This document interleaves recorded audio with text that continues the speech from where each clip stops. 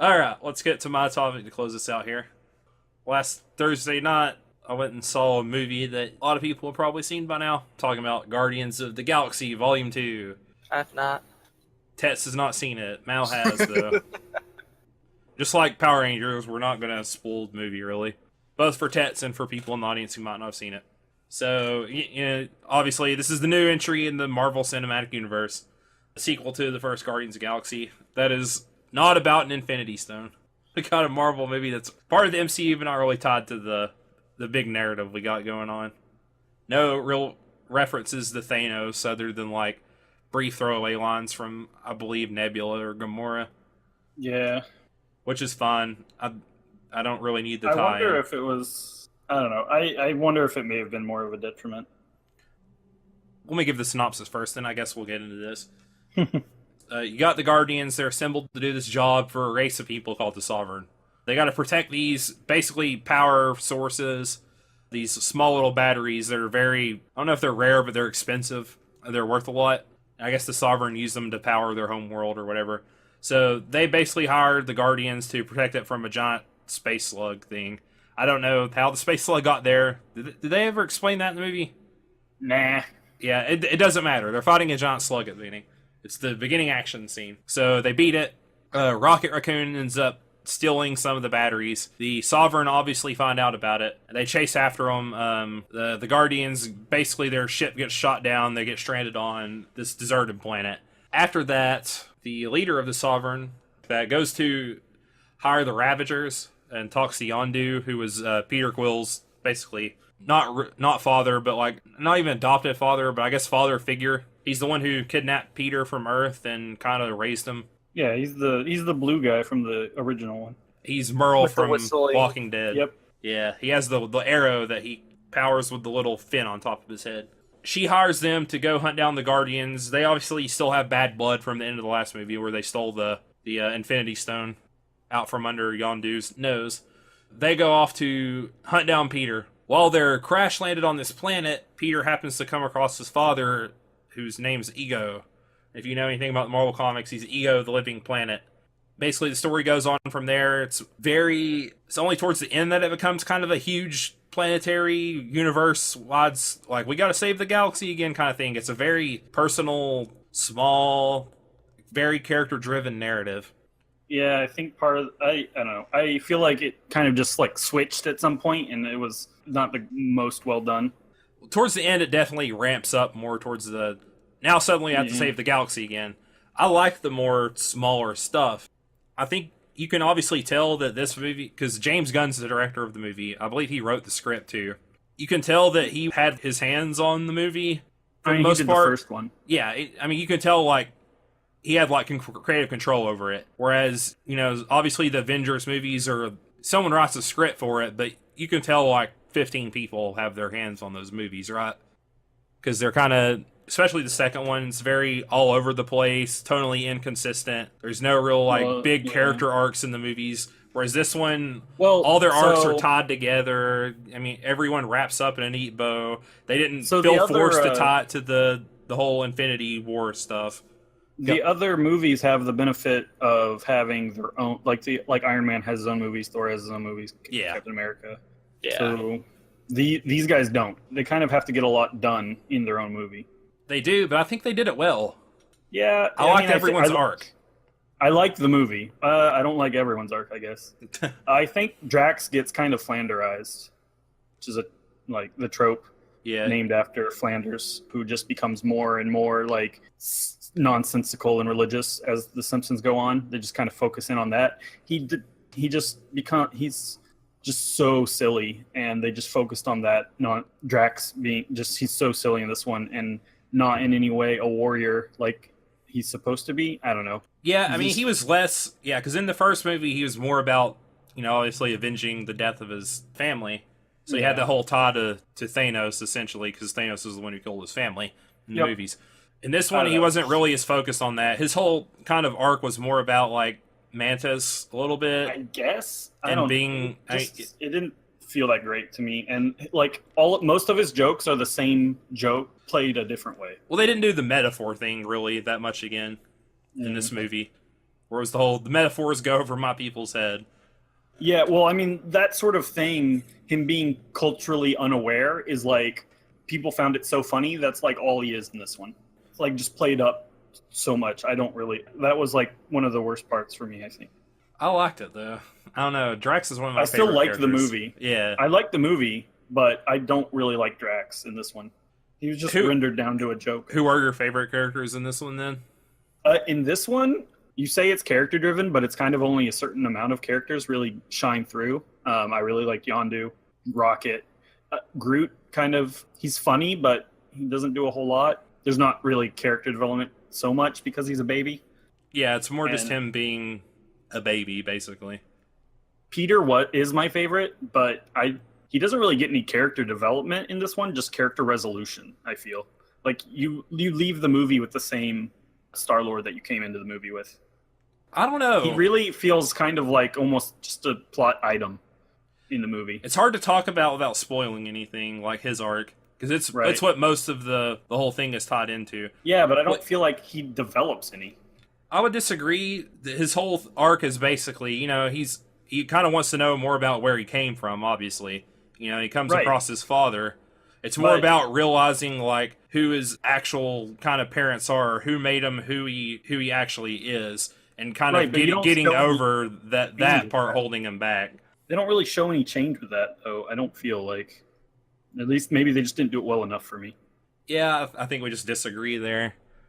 It's basically like more the way he acted, like especially towards the end of the movie, is where I get kind of his arc from. It's the whole we show it to you, not tell kind of thing. I don't know. I see the same Star-Lord, honestly. Like, well, yeah, I mean he's still like goofy and a little bit and kind of a Han Solo-esque, roguish, like maybe they were too afraid to change too much because that's such a popular archetype. But I don't know. I didn't really see any change myself. It's hard to talk about without spoiling things specifically. So, no, I agree that Yondu and Rocket had the biggest arcs though, and they were the most interesting characters. Because basically in the movie the characters get split up, right? You got Quill and Gamora and Drax and Manus go off with Ego, and then you have Yondu and Nebula and Rocket basically all interact with each other. Baby Groot too. Right.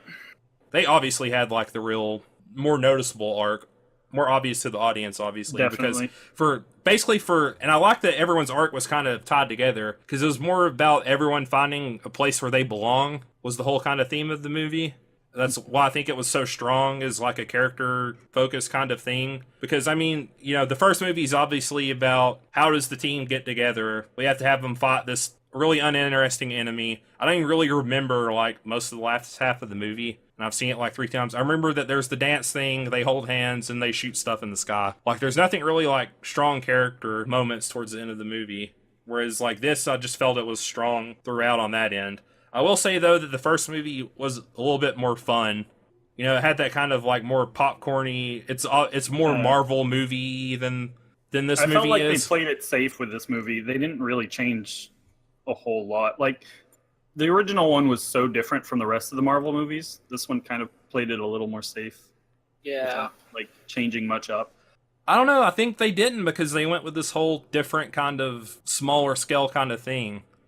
And it's weird because critics are more down on it than I think people who are actually watched the movie. Oh, are they? I haven't. Really I think it's got like a 60 something on Metacritic, which I'm kind of surprised. But I don't know. I felt it was more of the same. I mean, yeah, there was character development, but like I don't know, it kind of followed the same beats along the way, I guess.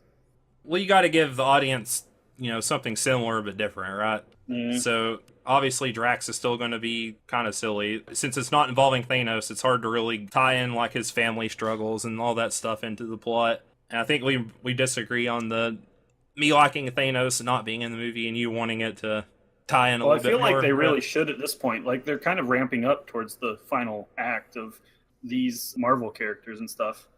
I think even James Gunn said there's only going to be one more of these Guardians that at least he's on board for. And like with the whole Infinity War coming up, I feels like maybe they should have tied it in a little more. That movie is the one I'm nervous about. I don't know how it's going to work with all these characters. Yeah, well, it's 2 movies, I think. Well, I know that, but still, you're gonna. I think the first one was even going to be more focused on Thanos himself. Yeah, it's going to be just lots of people punching each other, which is exciting to me, really. I don't know. I could see the first one going through and showing Thanos, like, being more focused on Thanos himself and showing what he's up to and how he gets things done to lead to the big conflict. But it's going to. I'm curious to see if Lady Death will show up. It's going to shoehorn in everyone, though, right? Yeah, they're going to show up at least by the end. Yeah, yeah. Or the second movie may be even worse of that than the first. Be interesting if Lady Death shows up. Yeah. I was just sounding that I think that. Yeah. Well, I bet she will, because I think there's the line in one of the post-credit scenes for one of the movies. It's just like, to court death. I think that's what Thanos says, something about courting death. So you'll probably see her. But I guess my thing is because there's the whole weird love triangle between those two, and with Deadpool, with Deadpool being Fox. That's not necessarily, like, that doesn't come into it right away though. When Deadpool comes into it later. Deadpool's owned by Fox anyway, so it's not going to be in these movies. But my point specifically is that he wouldn't be. So it'd be interesting if they bring her in. Another thing I liked about the movie was Ego himself.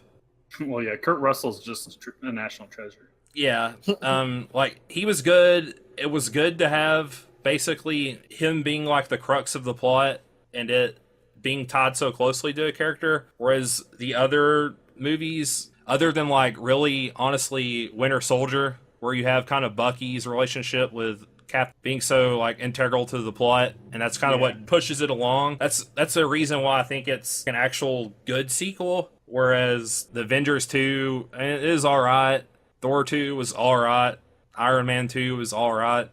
It's more sequels are hard. Yeah, it's more villain of the week, right? Lightning model of any original success. Those are more villain of the week, right? So I think this Marvel. I think a lot of people says the Marvel series' biggest flaw are the villains. Yeah, and I'm not going to say the villain of this movie was, but I think he's one of the better villains they've had, especially for a sequel movie. I don't know. I think that's the strengths of it. I recommend it highly. I think it's. I still recommend it. I love the first one so much. I ended up being very critical of something I wanted more out of, I think. Yeah, I like this one story-wise way better than the first one. But I think they're pretty much even. Because the first one did have a certain charm and fun about it that it's kind of hard to put into words. You know what I'm saying? Yep. So I think this one's about equal. Winter Soldier is still probably, like, the best sequel in the whole MCU. Yeah, I definitely agree with that. That's another good example of taking a risk with these movies is the origin story. Here's how Captain America came to be. He fights the villain, and there you go. And they took that and basically, with the second movie, made a spy movie. So they experimented with different genres and had a more personal, character-driven story. This one kind of does the same thing a little bit. It just has more characters that they have to cover. So, yeah. I thought Baby Groot was going to annoy me more than he did. He didn't really annoy me that much. I thought he was going to be overused. Regrets him, I think I read. He regrets him. Yeah, or at least how he'll be used in marketing. He wanted to just fast forward a couple years to not have Baby Groot. Yeah. But he realized there was too much he wanted to say, that you couldn't skip over. So he ended up having to do it pretty much immediately after the timeline right after the first one. So glad that Baby Groot wasn't overused, and he wasn't like stealing the spotlight really when he was funny or anything like that. And I'm really excited for Thor Ragnarok. Yeah, it looks like it's going to be taking a lot of cues from the original Guardians. And some Planet Hulk stuff with Hulk in the movie. I just meant for the feel of the movie. The trailer, at least. It has a very old school movie. Yeah, they're definitely playing up 80s stuff. Yeah. Yeah. That Zeppelin. Also, another thing about Guardians, I really like the soundtrack, and I love me some Fleetwood Mac. Oh yeah, both soundtracks are really good. I like the Fox on the Run song. So. Yeah, I've also seen some articles about like how the cosmic side of Marvel is their future. What's the group of? They're not the Celestials. You know what I'm talking about? The Watchers? Yeah, they could do stuff with them. Obviously, keep doing Guardian stuff because people love those movies. I mean, we'll see if Captain Marvel's an interesting hero in that she's kind of half and half. Like she spends time on Earth and in the cosmic side of things. Yeah, if they get back Fantastic Four, they could do stuff with them too. Yeah, so we'll see. They hinted at another character that I'm not going to spoil either in one of the end credits. So, oh yeah, even Doctor Strange could do kind of more cosmic stuff too. Well, yeah, I think it counted him in like the cosmic in that it wasn't the Earth. It wasn't limited to just Earth problems. Yeah, but it's like large scale cosmic stuff. in the sense of it being dimensional hopping. Yeah. Yeah, things beyond the physical realm of Earth. Looking forward to where it goes and getting all this Thanos stuff over with. So, see what they do from there. Alright, that's been episode 9 of Podcast of 5 Rings. Again, your source of enlightenment in the realm of video games, tabletop, anime, film, and tech. Each episode of Podcast of 5 Rings releases Monday mornings on iTunes and SoundCloud, and now topic by topic, day by day on YouTube, with the full video releasing on Friday. Our Twitter is at Podcast5R. We have a Facebook page, P5R Podcast. Our YouTube videos, thank you to everyone who subscribed to us on YouTube, by the way. We hit 100 subscribers on there a lot faster than I thought we would. Woo! And now we have our URL, so thank you very much to all of you who've subscribed to us. And that is Podcast of 5, the number 5, Rings. Also, be sure to check out Meta. He's been streaming a lot of Neo still. He got his Platinum the other day. Yeah, I was watching. Maybe he'll move on to some more Kingdom Hearts if you want to see that mess. His stream is twitch.tv/PSOflow. This is Obsidian signing out. We'll see you guys next week with L5R Fiction discussion. See ya. Bye.